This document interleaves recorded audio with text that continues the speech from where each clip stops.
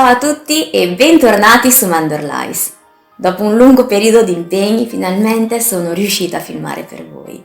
E oggi passeremo il nostro tempo insieme preparando una ricetta favolosa a base di tofu, che potrebbe rivalutare la vostra considerazione qualora non lo apprezzaste particolarmente. Se invece come me ne andate ai ghiotti, scoprirete un nuovo e raffinato modo di assaporarlo. Cari amici, a voi il tofu ripieno dal sapore di mare.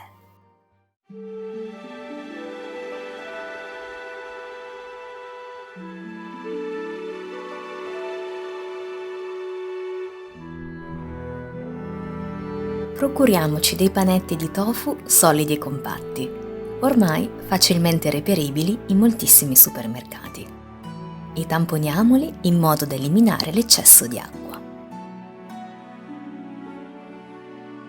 Nel caso fossero particolarmente impregnati, appoggiate un peso su ciascun panetto e attendete il tempo necessario. Dividiamoli in parti più piccole, nel mio caso in 6 rettangoli, e scaviamo al centro lasciando un bordo di circa mezzo centimetro per far spazio alla farcitura. Un coltellino e il retro di un cucchiaino sono di grande aiuto. A questo punto, per rendere il tofu più croccante durante la cottura, passiamo tutti i lati nell'amido. Questo è di mais.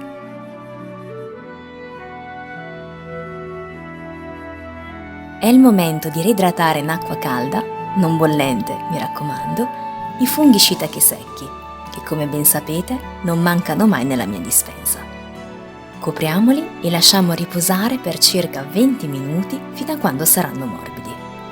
Dopodiché rimuoviamo l'eccesso di acqua e sminuzziamoli. L'acqua di ammollo è un tesoro da conservare. Filtriamola in modo da riutilizzarla più tardi per preparare l'intingolo. Siamo adesso pronti per dedicarci alla golosa e delicata farcitura e avremo bisogno di tofu, la polpa estratta in precedenza per scavare i rettangolini, funghi shiitake, fondamentali per dare consistenza, la parte bianca e croccante del cipollotto e infine, per conferire quel sapore di mare, dell'alga nori tagliata a strisce, conosciuta come kisami nori. Cuociamo tutti gli ingredienti con abbondante olio in una padella molto calda, soffriggendo il cipollotto, aggiungendo la polpa di tofu e i funghi shiitake.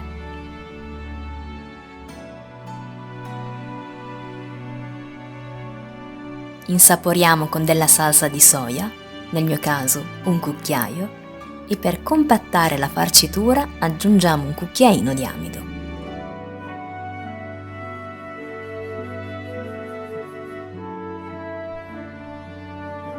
Cotti e amalgamati tutti gli ingredienti, ultimiamo lontano dai fornelli con una cascata di kisami nori, l'alga che abbiamo precedentemente tagliato. Mescoliamo bene. Posso assicurarvi che il profumo di mare è già nell'aria. A questo punto farciamo i nostri rettangoli di tofu ricordando di pressare bene in modo che la farcitura non fuoriesca durante la cottura. E una volta completata l'operazione per tutti i panetti di tofu, andiamo a cuocere ogni lato fino a quando tutti avranno raggiunto la doratura desiderata.